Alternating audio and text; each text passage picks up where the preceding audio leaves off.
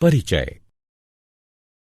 जैसे कि हम पहले भी चर्चा कर चुके हैं कि जंतुओं की लगभग 12 लाख जातियां स्पीशीज पाई जाती हैं, जो कि उनके जीव की विविधता को दर्शाती है। ये सभी जंतु एक दूसरे से अपने अपने वासस्थान, संगठन के स्तर, शारीरिक संरचना, सम्मिति, देह गुहा यानी प्रगुहा, जनन परत, गमन के प्रकार, श्वसन, उत्सर्जन, जनन आदि में एक दूसरे से बिल्कुल भिन्न होते हैं। जंतु यूकोरियोटिक, बहुकोशिकीय तथा परपोषी जीव होते हैं। जंतु कोशिका में कोशिका भित्ति नहीं पाई जाती। अधिकतर जंतु गतिशील होते हैं। अपने अपने वास स्थानों के आधार पर जंतु जलीय यानी मछली, स्थलीय यानी सरीसृप, स्तनधारी, वायवीय यानी पक्षी होते हैं। अपनी संगठन के स्तर के आधार पर जंतु कोशिकीय संगठन यानी स्पंज अथवा उत्तकीय संगठन यानी सेलिट्रेटा वाले होते हैं। सम्मिति के आधार पर जंतु अरिय सम्मिति यानी सिलेंट्रेटा, स्पंज, इकाई नोडरमेटा अथवा द्विपार्श्व सम्मिति, निमेटोड्स, ऑर्थोपॉड्स, एनिलिड्स तथा कशेरुकी तथा कुछ असम्मिति स्नेल होते हैं। देह गुहा के आधार पर जंतु अगुहीय यानी सिलेंट्रेटा और चपटे क्रीमी तथा कुछ कूटगुहिक यानी निमेटोड्स होते हैं। जनन परतों के आधार पर जंतु द्विकोरिक यानी स्पंज, सिलेंट्रेटा अथवा त्रिकोरिक यानी चपटे क्रीमी से लेकर स्तनधारी तक होते हैं। चलो अब हम प्राणी जगत के विभिन्न संघों के कुछ मुख्य गुणों व उदाहरणों की चर्चा करेंगे। उद्देश्य। इस पाठ के अंत में आप निम्न करने में सक्षम हो जाएंगे: प्राणी जगत के गुणों को समझना, प्राणी जगत के भागों को पहचानना, प्राणी जगत के वर्गों के गुणों को समझना, नाम पद्धति को समझना। संघ पोरीफेरा। क्या तुम जानते हो कि पोरीफेरा शब्द ग्रीक भाषा के पोरस अर्थ छिद्र तथा फेर्रे यानी दिखाई शब्द से मिलकर बना है, जिसका अर्थ है वह प्राणी जिसके पूरे शरीर पर अनेक छिद्र उपस्थित हों। ये छिद्र शरीर में उपस्थित नाल प्रणाली से जुड़े होते हैं, जिनके माध्यम से शरीर में जल, ऑक्सीजन और भोज्य पदार्थों का संचरण होता है। सिर्फ एक समूह को छोड़कर संघ पोरीफेरा के सभी प्राणी स्थावर तथा लवणीय होते हैं। ये सभी प्राणी स्पंज कहलाते हैं। ये अचल प्राणी होते हैं जो किसी आधार से चिपके रहते हैं। संघ पोरीफेरा के प्राणियों का शरीर कठोर आवरण अथवा बाह्य कंकाल से ढका होता है। कंकाल कैल्शियम अथवा सिलिका युक्त कंटिकाओं अथवा स्पंजिन तंतुओं या फिर दोनों से मिलकर बना होता है। इनकी शारीरिक संरचना अत्यंत सरल होती है, जिनमें ऊतकों का विभेदन नहीं होता है। ये बहुकोशिकीय, द्विकोरिक तथा अरीय सम्मिति अथवा असम्मिति जीव होते हैं। उदाहरणार्थ यूप्लेक्टेला, साइकॉन, स्पांचिला यानी स्वच्छ जलीय स्पंज, क्लियोना तथा यूस्पंजिया यानी बाथ स्पंज इत्यादि। संघ सिलेंट्रेटा, नाइटेरिया। इसी तरह सिलेंट्रेटा शब्द ग्रीक भाषा के कोइलोस यानी खाली तथा एंट्रोन यानी आहार नली से मिलकर बना है। संघ सिलेंट्रेटा के प्राणी अधिकांशतः जलीय एवं हाइड्रा को छोड़कर शेष सभी लवणीय होते हैं। इस संघ के प्राणियों को नाइटेरियन भी कहते हैं। ये बहुकोशिकीय, द्विकोरिक तथा अरीय सम्मिति वाले जीव होते हैं। इन प्राणियों में केंद्रीय जठर संवहनी यानी गैस्ट्रोवेस्क्युलर गुहा पाई जाती है, जो कि पाचन तथा परिसंचरण में सहायता प्रदान करती है। इनकी शरीर भित्ति दो परतों यानी बाहरी एपिडर्मिस तथा आंतरिक यानी गैस्ट्रोडर्मिस से मिलकर बनी होती है। कुछ जंतु समूह में रहते हैं, जबकि शेष एकाकी जीवन व्यतीत करते हैं। उदाहरण हाइड्रा। स्लेंट्रेटा के कुछ उदाहरण हैं हाइड्रा, ओबेलिया, ओरेलिया यानी जेलीफिश तथा मैट्रीडी।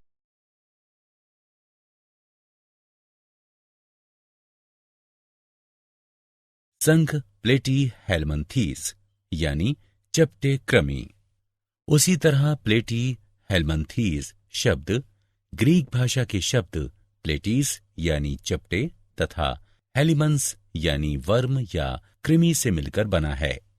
इस संघ के प्राणी पृष्ठाधर रूप से चपटे होते हैं, इसलिए इन्हें सामान्यतः चपटे कृमि कहा जाता है। इस संघ के प्राणी द्विपार्श्व सममिति वाले, बहुकोशिकीय तथा त्रिकोरकी होते हैं। इन प्राणियों में देहगुहा यानी प्रगुहा नहीं पाई जाती है। इन प्राणियों में पाचन गुहा एक अकेले मुख के रूप में उपस्थित होती है। ये अधिकतर परजीवी होते हैं तथा कुछ मुक्त तैरने वाले होते हैं, जैसे कि प्लेनेरिया। प्लेटी हेलमंथीस के उदाहरण हैं प्लेनेरिया, पर्णकृमि यानी फेसियोला, सिस्टोसोमा तथा फीता कृमि यानी टीनिया।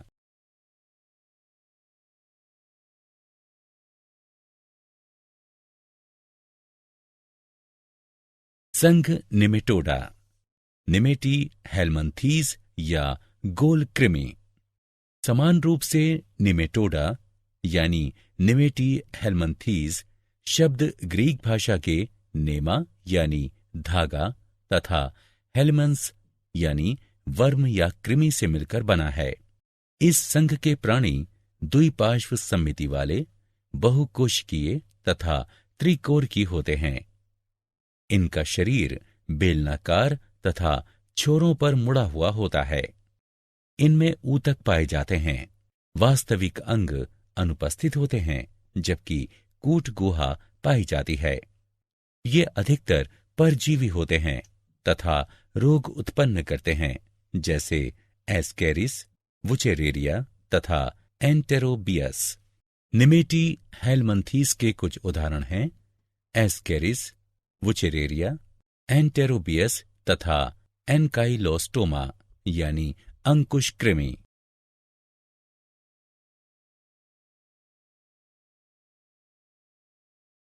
संघ एनेलिडा। क्या तुम जानते हो कि एनेलिडा शब्द ग्रीक भाषा के एनेलस यानी शरीर का खंडों में विभाजित होना उससे मिलकर बना है? इस संघ के प्राणी द्विपार्श्व सममिति वाले, बहुकोशिकीय तथा त्रिकोरकी होते हैं। इनमें वास्तविक देहगुहा पाई जाती है, अतः ये गुह्य प्राणी होते हैं। इनमें अंग पाए जाते हैं जो कि बहुत से खंडों में बटे होते हैं। ये भिन्न भिन्न वास स्थानों जैसे स्वच्छ जल, लवणीय जल तथा भूमि पर पाए जाते हैं। एनेलिडा के कुछ उदाहरण हैं पेरेटिमा यानी केंचुआ, हिरुडिनेरिया यानी जोंक तथा नेरीस।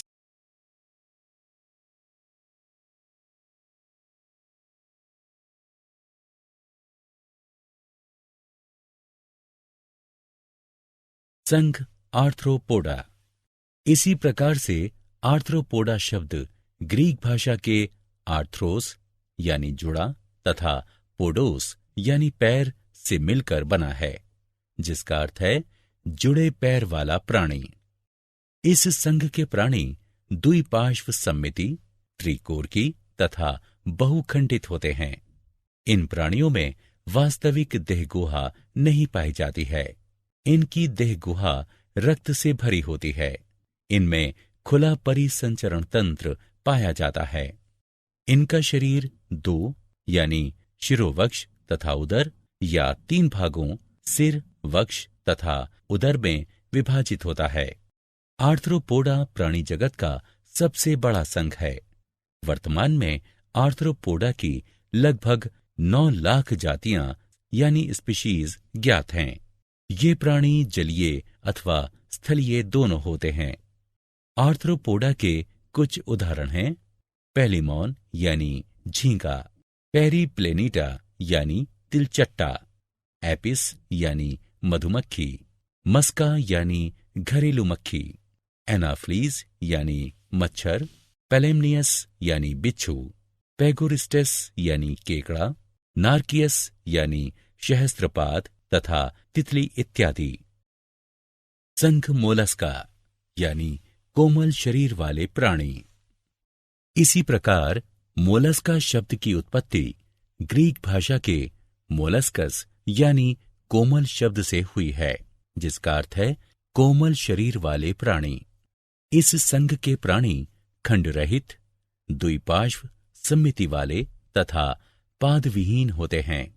शरीर का आकार सूक्ष्मदर्शी से लेकर बड़े जंतुओं तक होता है, उदाहरण ऑक्टोपस। इनकी देह गुहा बहुत कम होती है। इनमें खुला संवहनी तंत्र तथा उत्सर्जन के लिए गुर्दे जैसी संरचना पाई जाती है। इनका शरीर 3 भागों में बटा होता है, सिर, पेशीय पाद तथा अंतरंग ककुत्पाद गमन में सहायक हैं। मोलस्का के पूरे शरीर के चारों ओर एक कड़ा खोल या कवच होता है तथा एक लिफाफे नुमा आवरण होता है, जिसे मेंटल या प्रवार कहते हैं।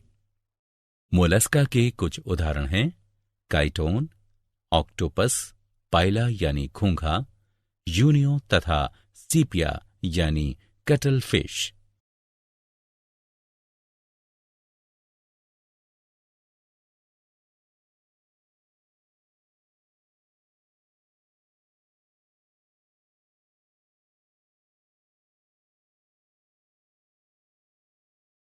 संघ इकाइनोडर्मेटा यानी शूलयुक्त प्राणी।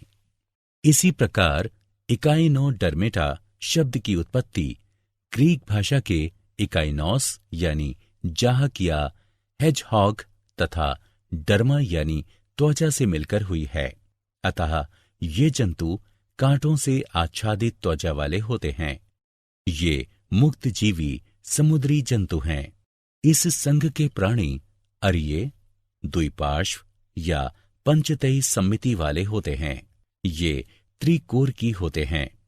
ये देह गुहा या प्रगुहा यानी सिलोम युक्त प्राणी होते हैं। इनमें विशिष्ट जल संवहन तंत्र पाया जाता है, जो उनके चलन में सहायक है। इनके शरीर में मुखीय तथा अमुखीय सतह पाई जाती हैं। मुखीय सतह पर पंचत्रिज्यीय सतह पाई जाती है, जिसे एम्बुलेक्रल कहते हैं। इनके पूरे शरीर पर कठोर कैल्शियम कार्बोनेट का कंकाल एवं कांटे पाए जाते हैं।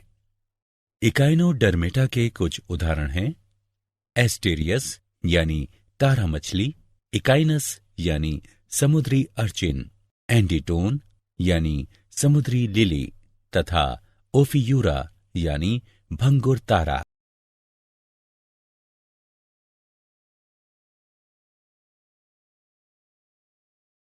संघ प्रोटोकोडेटा।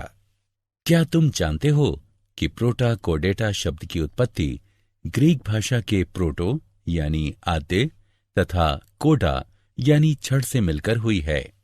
इस संघ के प्राणी द्विपार्श्व सम्मिति त्रिकोर की होते हैं तथा इनमें प्रगुहा यानी सिलोम पाई जाती है। पृष्ठरज्जु छड़ की तरह एक लंबी संरचना है, जो जंतुओं के पृष्ठभाग पर पाई जाती है। यह तंत्रिका ऊतक को आहार नाल से अलग करती है। यह पृष्ठरज्जु प्रोटोकोडेट जंतुओं के जीवन की सभी अवस्थाओं में उपस्थित नहीं रह सकता है। नोटोकोड यानी पृष्ठरज्जु पेशियों से जुड़ने का स्थान भी प्रदान करती है, जिससे चलने में आसानी होती है। ये समुद्री जंतु हैं। प्रोटोकोडेटा के कुछ उदाहरण हैं बेलेनोग्लोसस,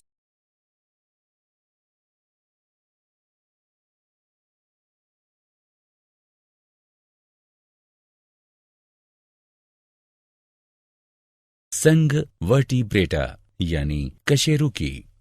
इसी प्रकार कोडेटा शब्द ग्रीक भाषा के कोडा शब्द से बना है, जिसका अर्थ है छड़। इस संघ के प्राणी द्विपार्श्व सम्मिति त्रिकोर की देह गुहा वाले प्राणी हैं। इनमें ऊतकों एवं अंगों का जटिल विभेदन पाया जाता है। पृष्ठरज्जु छड़ की तरह एक लंबी संरचना है जो जंतुओं के पृष्ठभाग पर पाई जाती है। यह तंत्रिका ऊतक को आहार नाल से अलग करती है। यह पृष्ठरज्जु कशेरुकी जंतुओं के जीवन की सभी अवस्थाओं में उपस्थित रहता है। इन जीवों में एक पृष्ठरज्जु के निकट एक पृष्ठ नलिका युक्त मेरुदंड पाया जाता है।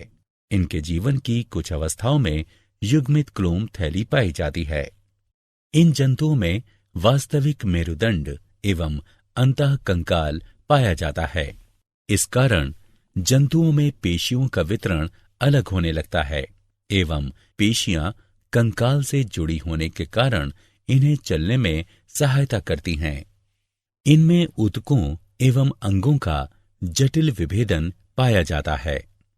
वर्टिब्रेटा को 5 वर्गों में विभाजित किया गया है: मत्स्य, उभयचर, सरीसृप, पक्षी, स्तनधारी।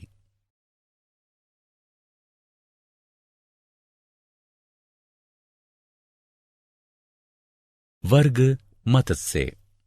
पिसीज शब्द की उत्पत्ति इंडो यूरोपियन मूल के पेइस्क शब्द से हुई है। इसका अर्थ है मछली। ये समुद्र और मीठे जल दोनों में ही पाए जाते हैं। ये क्लोमों द्वारा जल में घुलित ऑक्सीजन को ग्रहण करते हैं। मत्स्य वर्ग के प्राणियों का शरीर धारा रेखीय होता है तथा ये अपने पंख यानी फिन्स एवं मांसल पूंछ का प्रयोग तैरने के लिए करते हैं। इनमें उपास्थि अथवा अस्थि कंकाल पाया जाता है। इनकी त्वचा शल्क अथवा प्लेटों से ढकी होती है। ये असमतापी जंतु होते हैं, अर्थात इनके शरीर का ताप वातावरण के ताप के अनुसार बदलता रहता है तथा इनका हृदय द्विकक्षीय होता है। इनकी आंखें पलक विहीन होती हैं। इनमें नासिका पाए जाते हैं।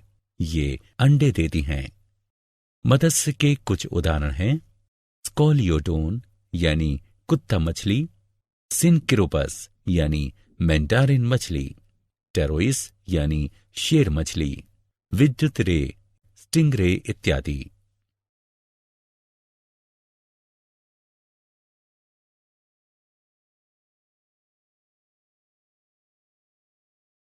वर्ग उभयचर।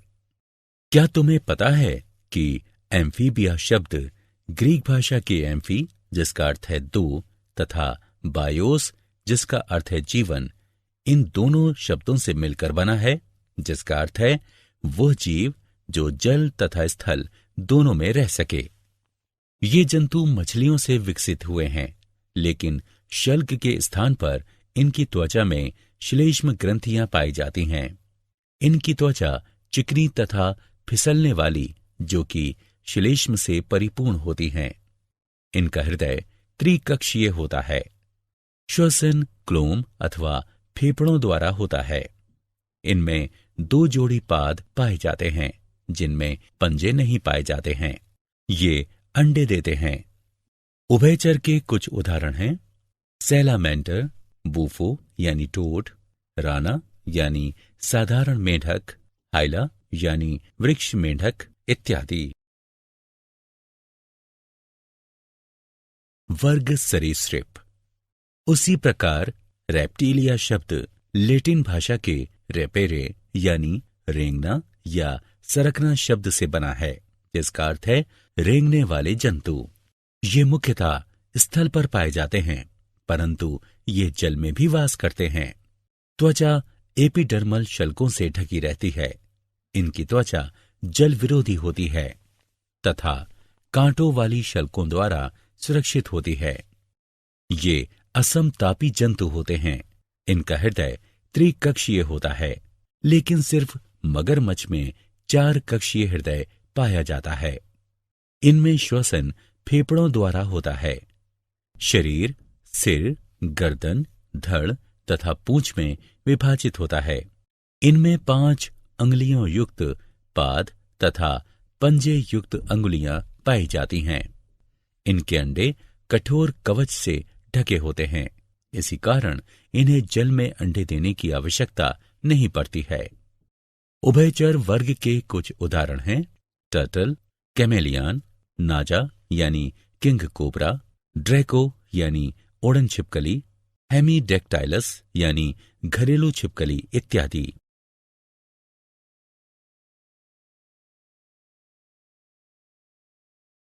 वर्ग पक्षी।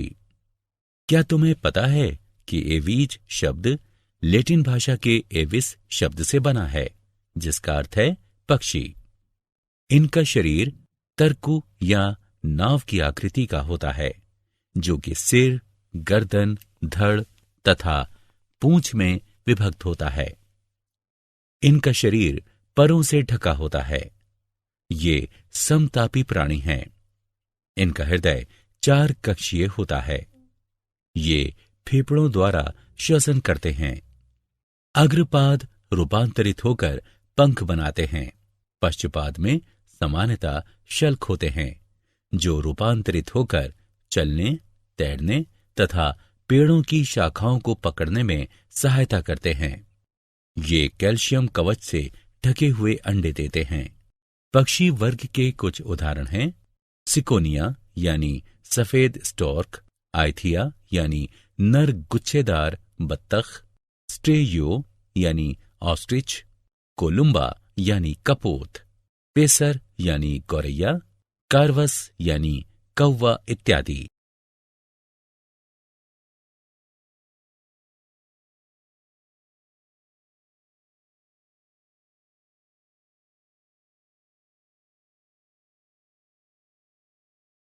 वर्ग स्तनधारी। उसी प्रकार मेमेलिया शब्द लैटिन भाषा के मेमे से बना है, जिसका अर्थ है छाती या चूचुक। इस वर्ग के सभी जंतुओं में नवजात को पोषण प्रदान करने के लिए दुग्ध ग्रंथियां पाई जाती हैं। इनकी त्वचा पर बाल पाए जाते हैं एवं स्वेद तथा तेल ग्रंथियां पाई जाती हैं। ये समतापी प्राणी हैं। इनका हृदय 4 कक्षीय होता है। इनका शरीर सिर, गर्दन, धड़ तथा पूंछ में विभक्त होता है। बाह्य कर्ण पल्लव पाए जाते हैं। इनमें 4 पाद पाए जाते हैं। मध्यपट इनके शरीर को 2 आंतरिक कोशों या गुहाओं में विभक्त कर देता है। श्वसन की क्रिया फेफड़ों द्वारा होती है। इस वर्ग के जंतु शिशुओं को जन्म देने वाले होते हैं। हालांकि कुछ जंतु अपवाद स्वरूप अंडे भी देते हैं, जैसे कि इकिडना तथा प्लेटिपस। इस वर्ग के कुछ उदाहरण हैं बिल्ली, चूहा, चमगादड़, बंदर, चिंपांजी, गोरिल्ला तथा मनुष्य।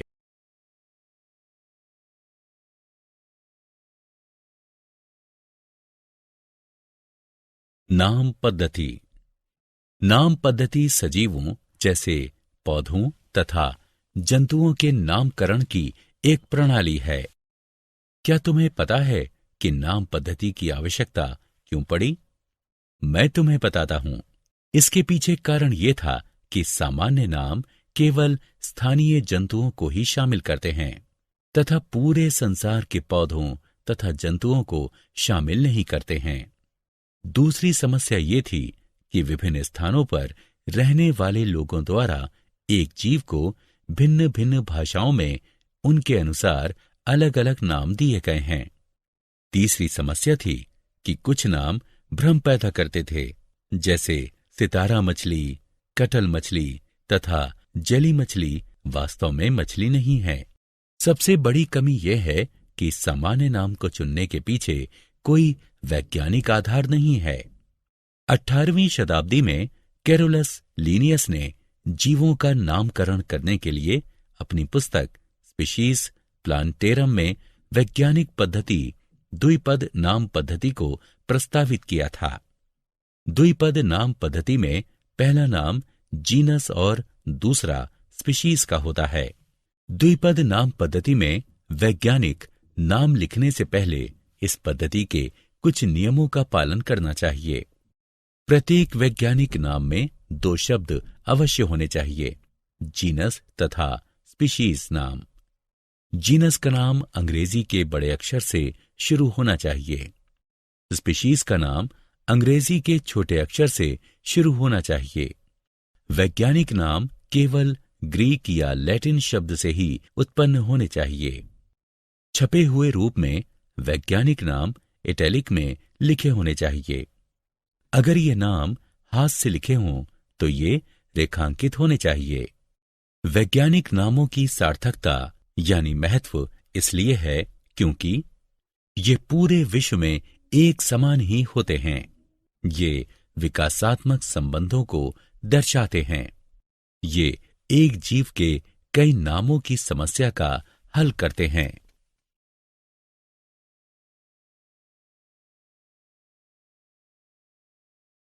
क्या आप जानते हैं जंतु जगत को दो समूहों में विभक्त किया गया है, अरज्जुकी तथा रज्जुकी। अरज्जुकी में 8 संघ आते हैं, Porifera, Coelenterata, Platyhelminthes, Nematoda, Annelida, Arthropoda, Mollusca और इकाइनोडर्मेटा। जबकि रज्जुकी को 2 समूहों में विभक्त किया गया है, प्रोटोकोडेटा तथा वर्टिब्रेटा यानी कशेरुकी। वर्टिब्रेटा यानी कशेरुकी को पुनः 5 वर्गों में विभक्त किया गया है, मत्स्य, उभयचर, सरीसृप, पक्षी तथा स्तनधारी।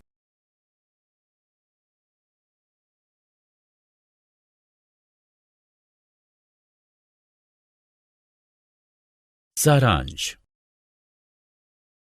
आइए हमने जो कुछ सीखा है उसे संक्षेप में दोहराएं। जंतु बहुकोशिकीय यूकेरियोट होते हैं। इनमें परपोषी पोषण, चलन तथा तंत्रिका तंत्र के माध्यम से अति संवेदनशीलता पाई जाती है। सभी जंतु जंतु जगत के अंतर्गत आते हैं। जंतुओं का शारीरिक संगठन कोशिकीय स्तर, ऊतकीय स्तर अथवा अंगीय स्तर का होता है। जंतुओं का शरीर असममिति, अरीय सममिति अथवा द्विकोरक सममिति वाला हो सकता है। अपनी प्रारंभिक विकास की अवस्थाओं वाली भ्रूणीय परतों की संख्या के आधार पर जंतु द्विकोरिक अथवा त्रिकोरिक हो सकते हैं। जंतु अप्रागुही यानी सीलोम के बिना कूटप्रागुही यानी मिथ्या सीलोम तथा प्रागुही हो सकते हैं।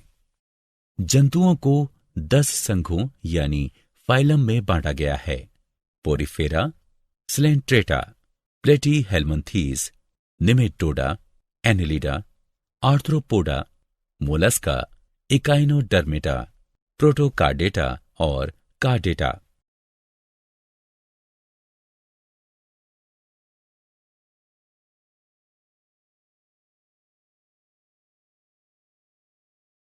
वर्टिब्रेट यानी कशेरुकी को 5 वर्गों में विभक्त किया गया है, मत्स्य, उभयचर, सरीसृप, पक्षी तथा स्तनधारी।